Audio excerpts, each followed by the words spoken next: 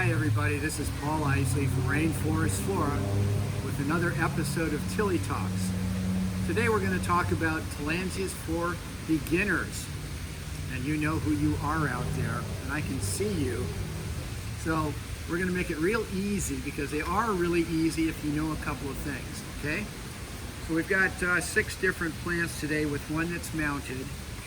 And what they want more than anything else in terms of their care is bright light and sufficient water, and that's it. And you don't want to freeze them either. But if they get bright light and sufficient water, then you're good. So the question is, what is sufficient light, and how much water do they need, and how often, and da-da-da-da-da. Okay, so first we'll talk about light. Light, generally, the brighter it is without being full sun, the better they'll do, the more they like that. They love bright light. They will do fine in lower light, but how low that light can be is a function of where you grow them, where you live, and all of that, and I can't answer that. You just have to kind of figure that out on your own, but just go with the idea that they like bright light. And as far as watering goes, they like good water, and good water being defined as water that doesn't have high calcium carbonates and sulfates and chloramines and all that kind of stuff.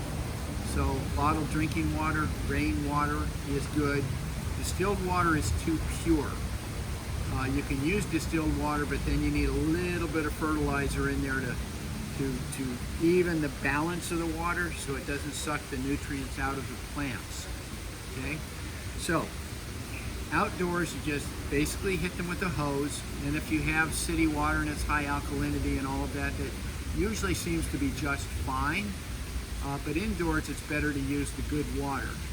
And so what we do is you have a container that has a lid, the water doesn't evaporate, and you take your plants, and once or twice a week, you submerge them for 5 seconds or so, take them out upside down for a couple of seconds, and put them back.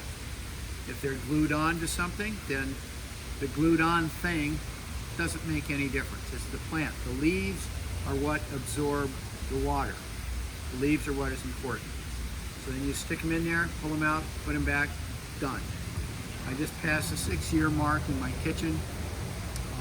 Plants are doing great, they flowered, and so, you know, once or twice a week and you should be good. And if you forget to do it for a month, the leaves will, if you look in transverse, if you take a cross section of a leaf, it'll go from like this, and they'll start going more and more like this. And the more they do that, the drier the plant is. That's their indication that the plants are drying out. So here's a perfect example of that. Here's a Tillandsia Eranthos.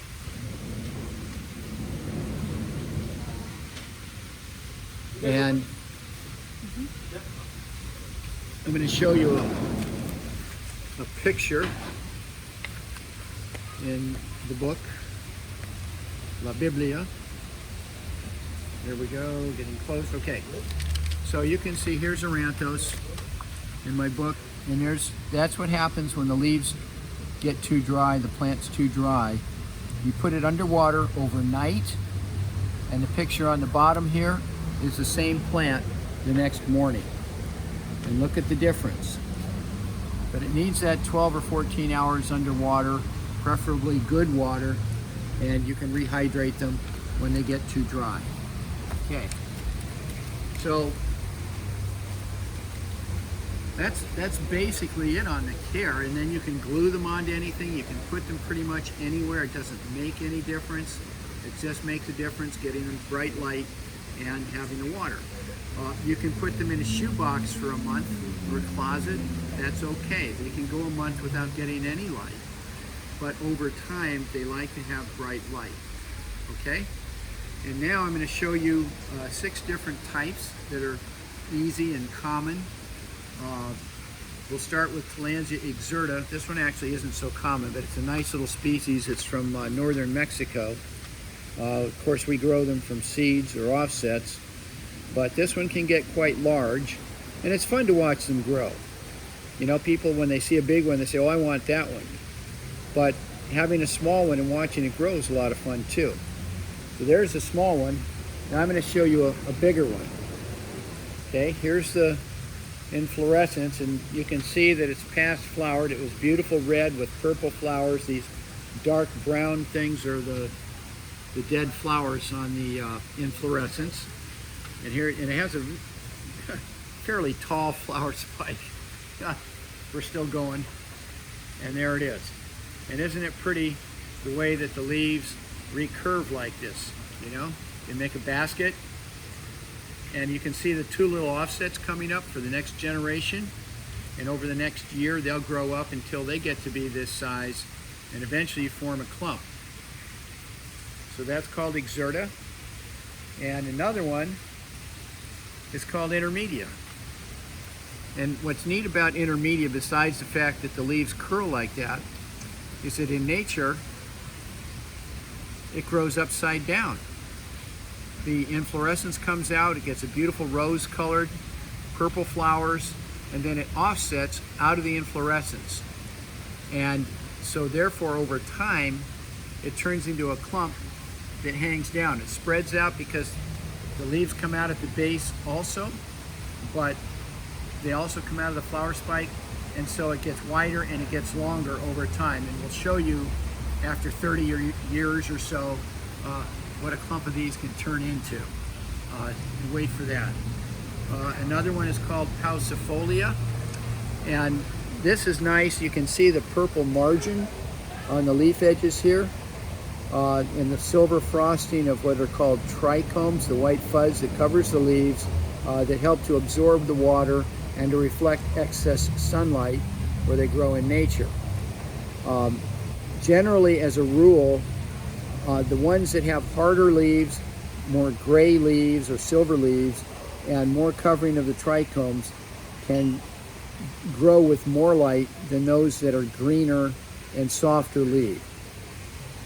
That being said, if you have a continuum, maybe 10% of the way in on each side of that continuum, let's say from here to here is your continuum, from here to here, they'll all do great.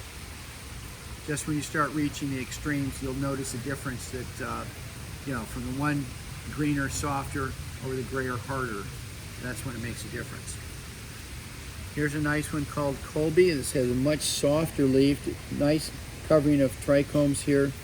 And Colby is has a beautiful inflorescence. This one's not flowering right now, but it comes up out of the plant a little bit with beautiful lavender flowers, Kolbii. And another one is called Aranthos. This is the one I showed you a minute ago for the leaf edges when they pinch. This one's native to Argentina, and it's this is about 2/3 size, but it's just a really, really nice species, easy to grow. It gets really beautiful red and purple flowers every March, April. The floral bracts, where the flowers come out of, are red, and the flowers themselves are a deep purple.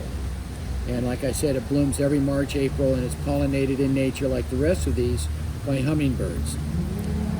And another one is Tillandsia ionantha. This is the most common one. This is the Cheerios of the Tillandsia world. These are the ones you see in all the chain stores because it exists in big numbers in nature. And these are two different forms of the same species. And this one's in my left hand here, the guy I'm wiggling, has been on this little piece of grapewood now for maybe a year. And you can see how full it is and how beautiful the leaves are. There's a nice rosy tint to them.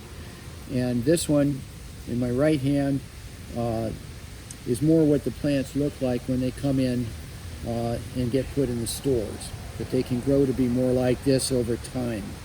There are quite a few forms of ionantha, many forms. If you looked on our website, you know, rainforestflora.com, with many different forms, species, cultivars, and hybrids that are used with ionantha as well. And ionantha, actually, it comes from the Greek. Ion means violet or purple, and anthus is flower.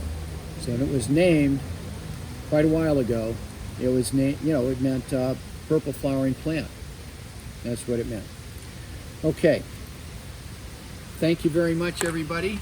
It's a quick one for today, and hope you enjoyed and profited from that. And we shall talk again soon. Bye-bye.